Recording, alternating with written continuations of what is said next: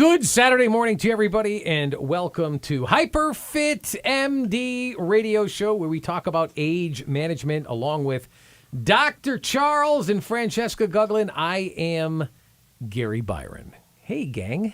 Hi. How are you? We're good. It's great to see you guys. We're good. How's your week?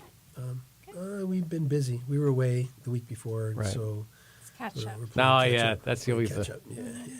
We always like to go away, but it's bittersweet. I mean, Oh, man. coming back and catching up on not just 1 week's worth, which you normally would have, but you're catching up on 2 weeks' Well, then work. 4th of July, so another Oh holiday. yeah. How was your 4th, by the way?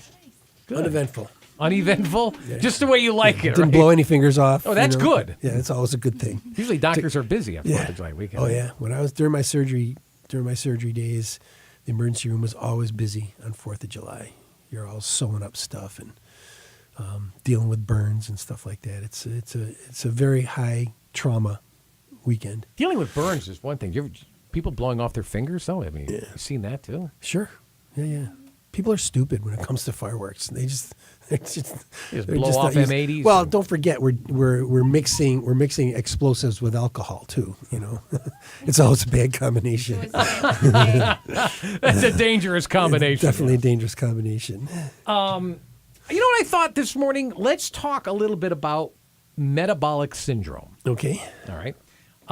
First of all, let's start with something pretty simple. What's insulin? Insulin. Yeah. Insulin's a hormone. It's actually a peptide. Insulin is a peptide. A peptide is, we all know what a protein is. It's a string of amino acids that's like 70 plus amino acids. A peptide is just a short string of amino acids. So insulin is a peptide hormone that is secreted by the pancreas in the presence of free glucose in the bloodstream. And insulin's job is to push glucose into the cells so it can be used for energy. That's its basic function. The pancreas responds to rising glucose levels by increasing secretion of insulin. So as your glucose levels come up, your insulin levels come up. And then as the glucose levels, as that glucose is pushed into the cells to do its job, which is to provide energy for the cells, insulin levels go down. That's the medical explanation. Right. But generally speaking, what is insulin? What does it do? It is critical for it takes the food that we eat, that we metabolize into the byproducts of proteins and so on and so forth, and sugars, which turn to glucose. Glucose is the principal fuel for our cells, and glucose needs to get into the cells to do its job, and insulin is what does that. It gets it into the cells so it can do its job. Okay. I'm just. Where do I want to go from here? What does it mean to be, let's say, insulin resistant? Yeah. Yeah, metabolic syndrome, insulin resistance, they're not exactly the same thing, but you're basically referring to the same thing. Insulin resistance is when, and we'll talk about the risk factors, I think, later. Insulin resistance is what occurs when, through lifestyle, mostly, there is a hereditary component to this, but with lifestyle, mostly, we are consuming too much in the way of carbohydrates, glucose-rich foods, so on and so forth. The pancreas responds by cranking out insulin to push those sugars into the cells and then later into the liver. Once the cells are sated with glucose, it goes into the liver, where the liver takes that glucose and turns it into glycogen. And glycogen is the liver's store of glucose for when those times when we're not eating. In between the times when we're not eating and our serum glucose levels drop, the liver then provides glycogen for energy. If we are eating too much in the way of carbs, too sedentary a lifestyle, so on and so forth, glucose levels rise. It takes a lot of insulin to process that glucose, and over time, our cells become resistant to that insulin. So it takes more and more and more insulin to achieve the desired effect of keeping the blood glucose levels down. It almost seems like we're talking about diabetes. Yeah. Well, pre-diabetes, insulin resistance leads to diabetes. Yeah. Yeah. Yeah. Mm. That's scary. You know, and that's rampant as well, diabetes. It's an epidemic in this country. diabetes. Adult onset diabetes is an epidemic and is largely lifestyle related. It seems like we have a lot of epidemics here. Yeah, well, we we do. We live in a largely toxic environment. Don't get me going on that. But we are kind of systematically poisoning ourselves. So, I guess, how does this all happen? Well, let's talk about risk factors for insulin resistance. So what are the risk factors? Sedentary lifestyle, very definitely. I have a list here I'm reading off of, sorry. A high carb diet, we've already talked about that, okay?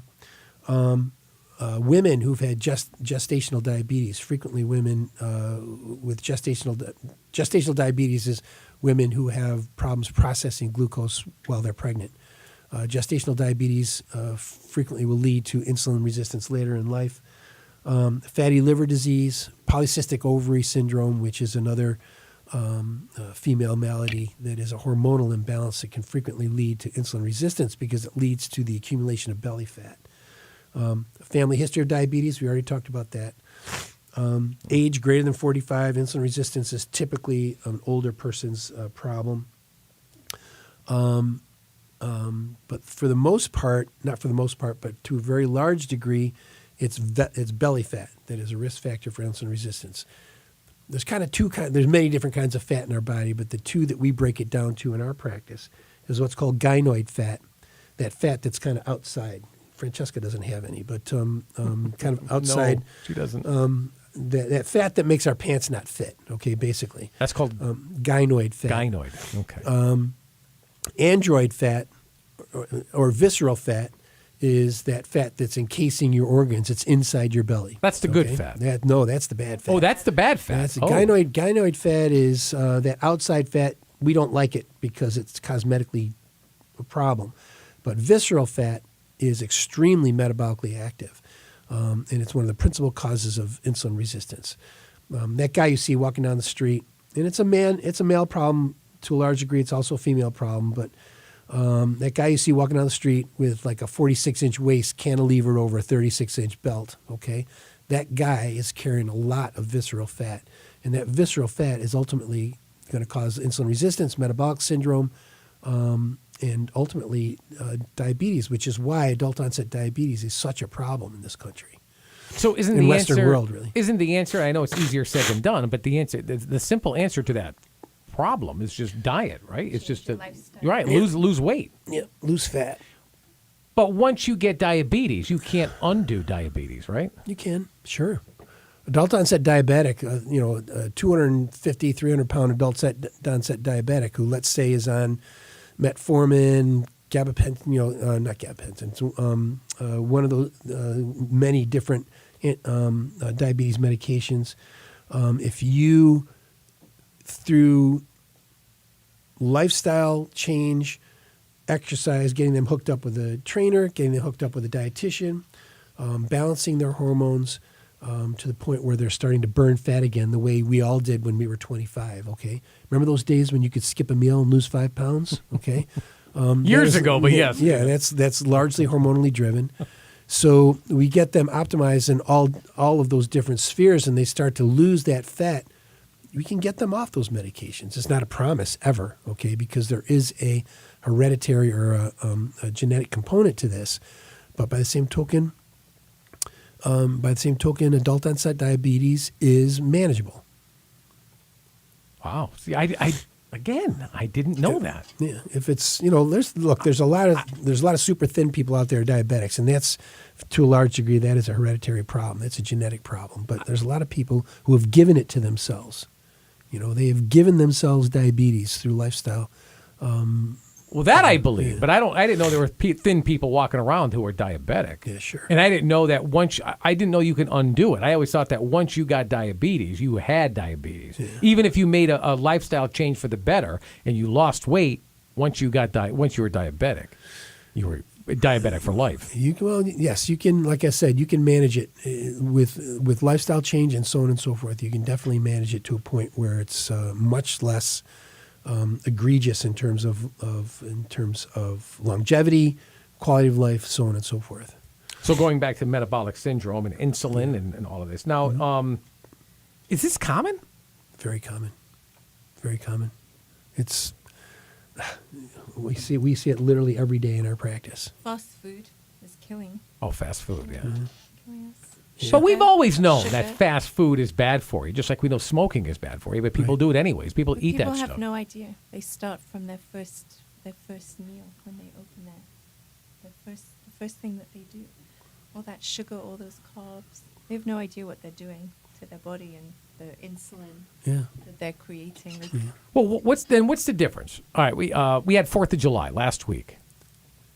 What's the difference if I put a couple of burgers on the grill and had a cheeseburger, and I bought a cheeseburger at a fast food joint? Because I'm sure the burgers that you're cooking at home are pure meat. They're protein.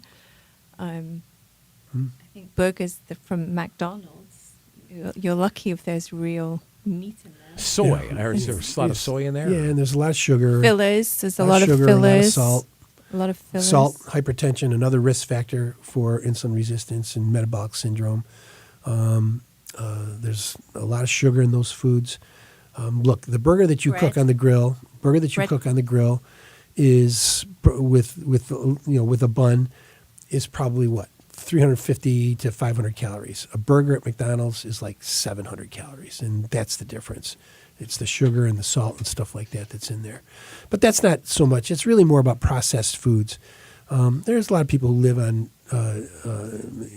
processed food. We talked before when we were talking about nutrition, about shopping the middle aisle, the outside aisles of the grocery store and stuff like that. Processed food is filled with sugar, high fructose corn syrup, all of those things, with the exception of stevia. Most of the fake sugars spike your insulin levels also. Basically, we're eating the way we eat in the Western world, because food and sugar-rich foods are so plentiful and so cheap. We're maintaining high blood levels of glucose on a fairly routine basis, which means we're maintaining high insulin levels on a fairly routine basis. And that's where the insulin resistance comes from. Metabolic syndrome comes from that. It's very largely lifestyle driven, and lack of exercise.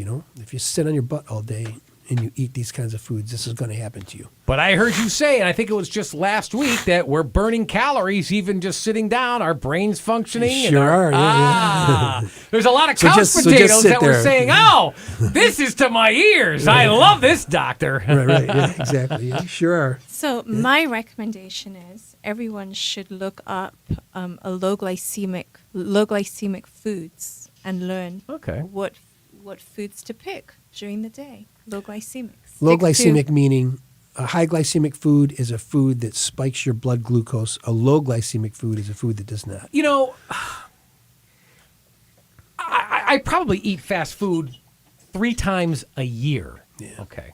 So I can't say I never eat fast food, but I can say, in looking into your eyes, I can tell you I eat it so infrequent. Yeah. But I like pizza. Sure. Yeah. Right? Who doesn't? I know, right? Who doesn't? Yeah. Who doesn't? All Who right. doesn't? So listen, I don't know many people that are going to give up pizza, man. That's especially here. We got pizza galore. Everything in moderation. Everyone's going to have cake and scones. Yeah. And When I really have cake at a birthday. All right. So however many birthdays there are a year, I have a piece of cake. Right. But pizza I can have every Friday night. You know. Well, So- we do that. There's about once a month. It's like a Wednesday or a Thursday, and we're like, I just don't. We eat mostly you at don't wanna home. cook, We eat yeah. mostly at home. We don't cook, so we go out for pizza. That's the point, really. It's not so much. You have to eliminate. Excuse me. Yeah, because you can't tell us all to stop eating. No one's going to listen to you. No one's going to listen They're to gonna you. But continue if to you eat can pizza. basically get used to eating low glycemic food, and there's quite a variety. Yeah. Eat plants. Just Just eat a lot of plants. All right, well, you're just talking about burgers. It's so cool that you just brought that up. Everything is plant-based now. I mean, there's fads, there's things that come and go. I mean, we're now in plant-based food fad right now. Right. Yeah. And I've had one. Yeah. they're pretty good. I had one accidentally. My wife was like, "Hey, put these burgers on the grill." I'm like, "All right, let's do it." And she goes, at the end, after I took my last bite, she's like, "So what'd you think?" And I go, about what? And she goes, about the burger. I go, I think I made a great burger. Oh, you picked up some great burgers. Absolutely. She goes, that was plant-based. Yeah. And I'm like, oh, you got me, you know? They're expensive though, man.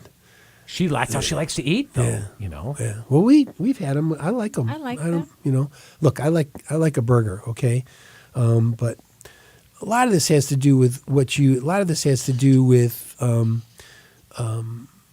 you know, what you eat along with the foods that you eat. You know, if you're going to eat a burger on a huge piece of bread or something like that, rather than, you know, look, some people go into a restaurant and put burger on lettuce or something like that. I mean, that's the essence of eating low glycemic food. But if you're going to eat it with a little bit of bread, just make sure you're eating a lot of veggies with it and that kind of thing, and don't make a habit of it. That's the main thing. Okay. The main thing is not making a habit of this stuff. I just didn't know it was as common as you claim it is. What's that? Oh, You know, insulin and Insulin resistance? Insulin resistance. Yeah. well, look around, dude. You know, it's every internist on the planet is fighting insulin resistance in his patients. You know, metabolic syndrome, hypertension, obesity, stroke, heart attack, cognitive issues, Alzheimer's disease. You know, another pandemic that's going on, Alzheimer's disease. Who heard of Alzheimer's in the early 19th, or early 20th century? You know, it's now it's like. But it was probably still there. I mean, they Not under a the numbers different it name. is. Oh, you're going senile. Well, they don't. sure. Nobody uses that word anymore. That's he's got Alzheimer's. He's got dementia. No one says, they're going senile anymore. So it was still there. They just had a different name for it. But we had a different diet, I think, then. I think we ate more natural food and we didn't create all this inflammation in our body from all the processed foods. Yeah. Like now it's so easy to get processed foods, and that's what causes inflammation, and that's what causes inflammation. I'm going to go out and buy a brain Swanson cells. Hungry Man or a Lean Cuisine, or it's all processed. Yeah, You know, that's exactly. I think really the point really is to Change the way we shop for your own food and cook your own food as much as you possibly can. What about eating organic? I mean, that's got to help too, right? Or I think so. It's such a soft definition, organic. You know, we shop for organic foods. You know, organic produce. My wife does Yeah, too, yeah. yeah. try to be as healthy as possible. Folks, you are listening to HyperFit MD radio show. HyperFit MD is an age management center. They are located down in Milford over on Noble Avenue. We're talking with Dr. Charles and his wife, Francesca Guglin. You can contact HyperFit MD at 203-890-9777. Once again, 203-890-9777. Check them out online at hyperfitmd.com. What are the signs of insulin resistance? We talked about belly fat before. Insulin are the signs of really metabolic syndrome. Hypertension, obesity, lots of inflammatory symptoms, everything from osteoarthritis to muscle aches and so on and so forth. Clinically, what we look for are signs of poor sugar metabolism. For instance, a fasting blood sugar, which we take routinely on patients. Every time we draw blood work on our patients, we do a fasting blood sugar. You want to see that less than 100. If it's over 100, we talk about numbers a lot in this program, but if it's over 100, it's a clear sign that during that period of fasting, when in fact your insulin levels should have been very low, you weren't metabolizing sugar the way you should have. Fasting insulin levels. We do fasting insulin levels. We measure your insulin levels when you haven't eaten for 8 to 12 hours. We want that to be less than 5. Many patients that come through our practice, their fasting insulin is 25, 15, 25, in that range, clearly showing that they are insulin resistant. There's another hemoglobin A1C, which is a soft way to describe it is like a 3-month measure of your average blood sugar. That's also something that we measure. And there are various criterion on these numbers for someone who's a pre-diabetic, a diabetic, and so on and so forth. So that's kind of how it's diagnosed in the clinic. But to a large degree, you can look at a person. You can do a physical exam and say whether or not they're insulin resistant just based on their body habitus. Is that how you diagnose it? Yeah. Well, through labs. Yeah, through through lab values and taking a family history and taking a personal history. Yeah. I mean, I didn't know if there were like tests that you can take. Or, Yeah. Well, the tests that we talked No, about, those are the yeah, ones that those you are do. basically what you're doing, yeah. Is And we it- also do DEXA scanning, which tells us ounce for ounce and in cubic inches how much belly fat you've got. How much You've visceral mentioned fat. that before. Yeah. That's got to be really. You guys should come and get one. You know, we talked about this on air and off air before. My wife, I brought this up to my wife, and she's on board. She wants to come down. She's just finishing up on online. She's a teacher. She just finished up her school year. Yeah. But while she was engaged in her school year, and this has been this last year, not this school year, but even last year, it's been between hybrids and online, and this is all new for teachers too. And she's I'm glad I'm not a teacher. pulling hair out of her head, and it's like a whole new way of. Sadly, it's a top down. Rather than let's talk to the teachers, and rather than a bottom up, way of instructing, it's really sad. Plus, she's taking online courses for something as well, so she is burnt out into the max. But I've asked her. I said, I'd love to go down there, and I want you to come down with me. Yeah. And she's all on board. She just says, I've got to get through all this first, Sure. and then. Yeah, we're there every day. I know you are. I know you like 7 days. Every 7 days a week. freaking day we're there. Is it? And I know I've already asked this question when it pertains to diabetes, but I mean this metabolic syndrome. Is it permanent? Can it be reversed? Yeah, again, it's to a certain aspect it can be improved, let's say, with lifestyle management, hormonal balancing, hormonal optimization, so on and so forth. Yes, it absolutely can be improved. Excuse me. Good. So, with metabolic, do people come in to your facility? Do people come into HyperFit MD Age Management Center and with these issues, and how common Sure. is it?